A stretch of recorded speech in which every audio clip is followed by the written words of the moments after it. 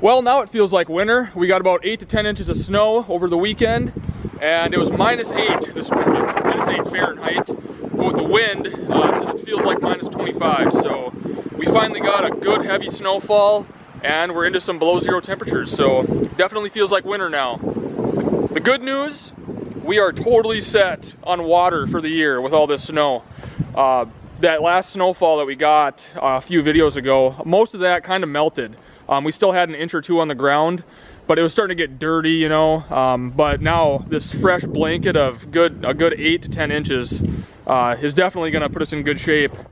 So I got to show the little log cabin after a good heavy snowfall like that, because a lot of people didn't believe that the tarp roof would hold up, that it doesn't work and all that. So there's a good 6 to 8 inches of snow on top of it right now, and as you can see, it holds up great. It's not even bowed in. Like I said, these, tarp roof is very common on remote cabins because they're nice and lightweight to pack in. So yeah, there you go. Tarp roof works. It works well for a year or two. It's the sun that's actually hard on them. The sun, the UV rays keep hitting it, and it starts to kind of disintegrate. That's what happened to the tarp on the remote log cabin after about a year or two. It just kind of starts to fall apart. But it's the sun that hurts it, not the snow.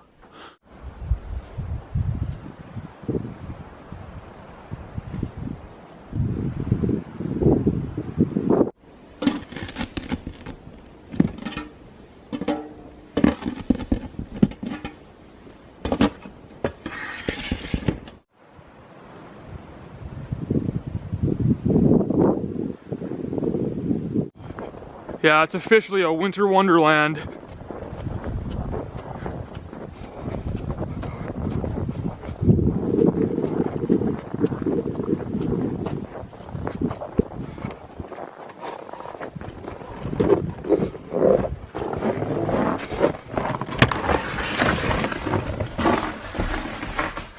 It's a little nippy out there, Sarah. Oh yeah.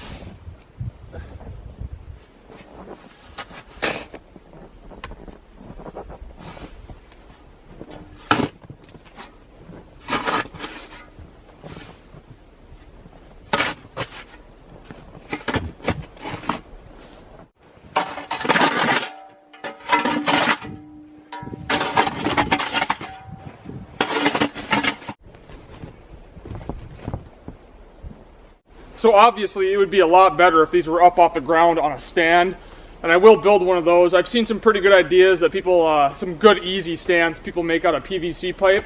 So I think I'm going to go that route, and then kind of use PVC for the legs too, so it's kind of a sled so you can move it around if you need to. So I think I'm going to do that with these, but these I just have leaning up against something right now because I want to keep these portable.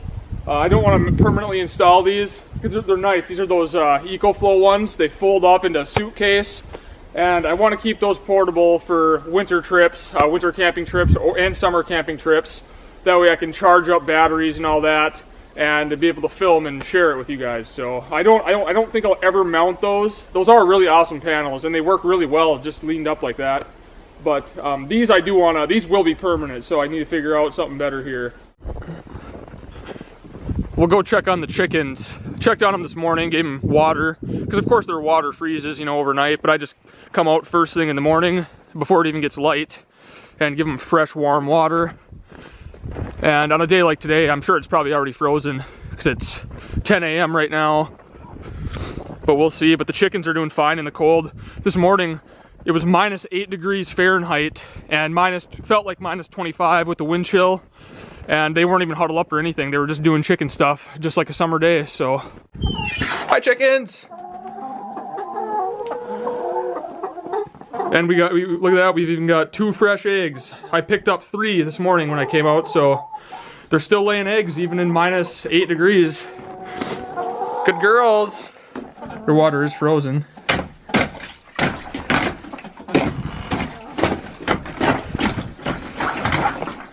Here you go, ladies. I'll get you some fresh stuff. I'll go put a kettle of snow on the stove right now for you. But yeah, they're doing excellent. So I've been following a couple Alaska homesteading channels, and that's why I really like YouTube, is you get to see so many different ways that people do things, you know, and I learn a ton from it. But basically, these chickens don't need heat all winter. They're ISA-brown chickens, so they do well in the cold. And from what I've been seeing, that with those Alaskan channels and people that live in really cold climates like Canada, is you just keep adding straw to the floor. Like, I probably have a good 6 to 8 inches of straw on top of this right now, and I'm just going to keep adding to it over the winter, and that'll insulate the floor really well. And then as long as you keep the wind off of them, I mean, they're fine. So at night, I have their little run here. I just put that in there to block any wind from coming in, and then they all sleep up on their roost, of course, and there's no draft or anything coming through here, so that keeps them warm enough. And like I said, these are cold weather chickens, so they do well in the cold. I'll grab these 2 fresh ones, and I'll eat those for breakfast. But yeah, we've been getting 7 eggs a day still, so 1 from every chicken, even in the cold weather. So they must be happy with the accommodations here. It's cold, man. Like I said, it feels like minus 25 with the wind. And overnight, I mean, it was really, really windy. And it drifted a bunch of snow around and all that, but it's definitely nippy today.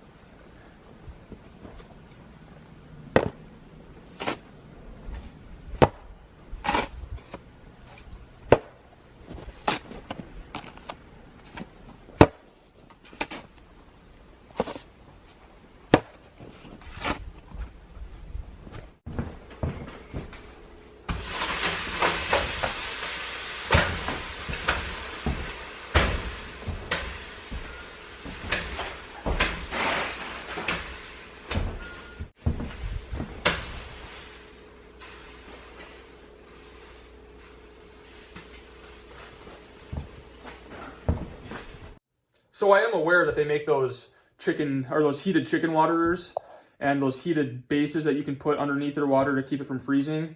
And we'll probably pick one of those up. But I just assume as long as I'm here, just give them water as they need it, you know, same way people used to do it before electricity. Just give them fresh water when they need it. And, you know, our solar power will run at one of those things, but yeah, as long as I'm here, there's just no need, you know. I just assume, like I said, just give them water. But we'll get one of those for if we do leave for a night or two, you know, and I don't know, I just get nervous with that. If it's ever really cold, I mean, below 0, I'm not going to leave because we have, you know, animals to take care of, and I'd hate for their water to freeze while we're gone and then, you know, lose a couple. So, you know, you got animals, you got to take care of them, and, you know, that's just part of it. So, we'll probably pick one of those up, but yeah, like I said, as long as I'm here, I'd rather just give them fresh water as they need it. That way I'm not using more power than we need to.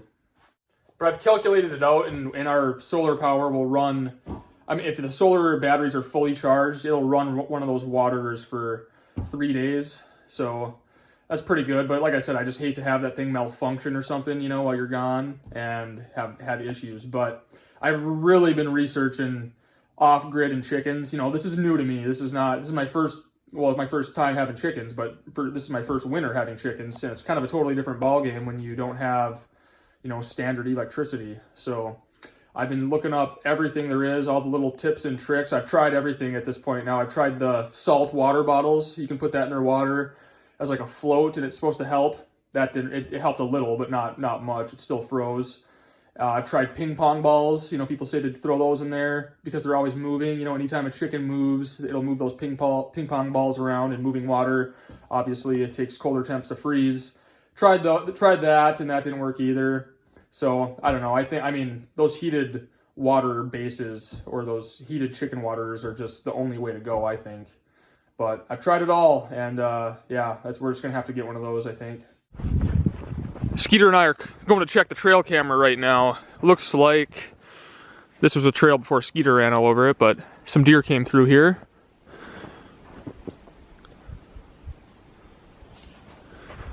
Recently, probably this morning. But all right, doesn't look like anything moved around in front of the camera since it snowed, but we'll see. I haven't checked the camera in probably, I don't know, a week or two, so let's see what's on here.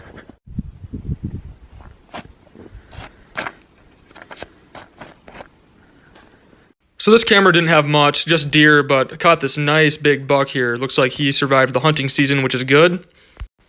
But I'm gonna move that camera because there's not a whole lot of activity there anymore. But on this other camera, just a lot of pictures of does, and then that fox came through right here, as we can see.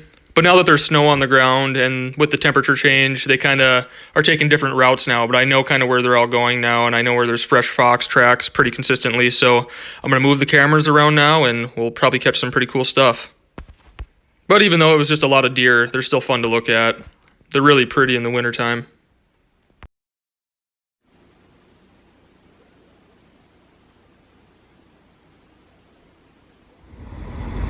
Sierra and I are going to cruise the loop here and check out all the snow-covered trees because it is pretty.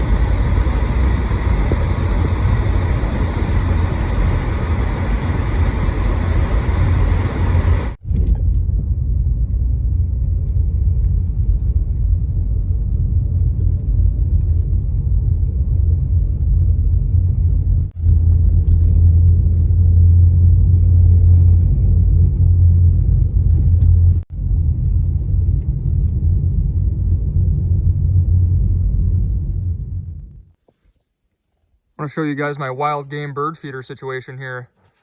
This is the scrap meat from the deer I got this fall. So this is, you know, 1/4, whatever was left on there from when I got done butchering it. So it's kind of mostly just trauma meat, stuff that, you know, you don't want. But the birds sure love it. So I hung it up, and the birds, yeah, they go after it like crazy. They love it. So if you're a deer hunter next year, give it a try. I'd rather hang it up for the birds than, you know, most people just throw their carcasses in the woods. You know, and I don't want to help out the wolves or coyotes at all. So there's plenty of them in northern Minnesota. If you live up here, you all know that. So I'd way rather give it to the birds. And then I caught this northern pike the other day. That's on Sierra's channel if you want to check that out. But rather than just throwing it away, you know, everybody just throws their fish carcasses away. I figured I'd hang it up and see what happens.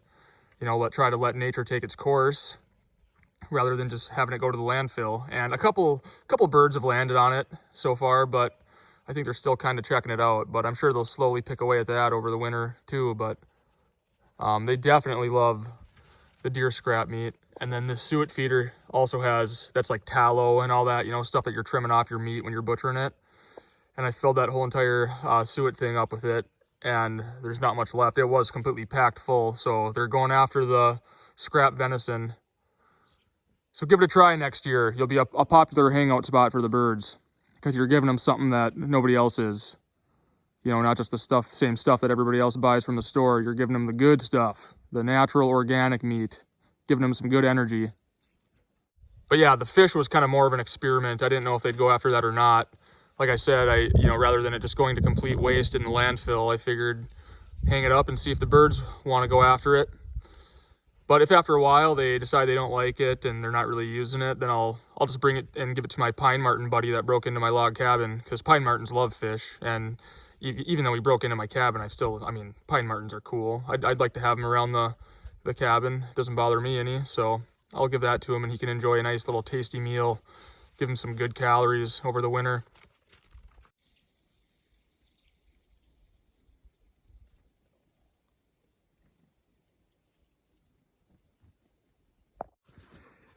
And then this feeder, the chickadees come and they knock a bunch of stuff out, and you can see that the deer, these are deer tracks, they love coming up and cleaning up all the stuff that the birds knock out of the feeder. And our cabin is just right here, so that's our bedroom window, which I still have to trim out. But the deer like to come in and clean all that up. So I got some cracked corn when I was at the store, so I'm gonna spread some of that out right here for the deer, and we should be able to watch them right out our window.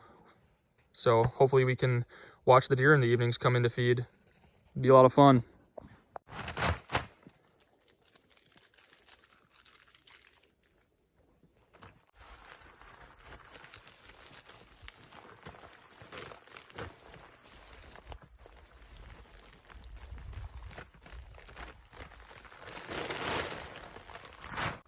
This should be enough deer corn, or enough feed for the deer for the night, and it'll be interesting to see what time they come in to feed. I'm hoping that it's at 7, 8 p.m. where we're still awake and we get to watch them every night, because that would be a lot of fun. But I'm going to set up the trail camera just in case, and then we'll see what time they come in and feed. But it's actually illegal in some counties in Minnesota to feed deer because of CWD, which is chronic wasting disease.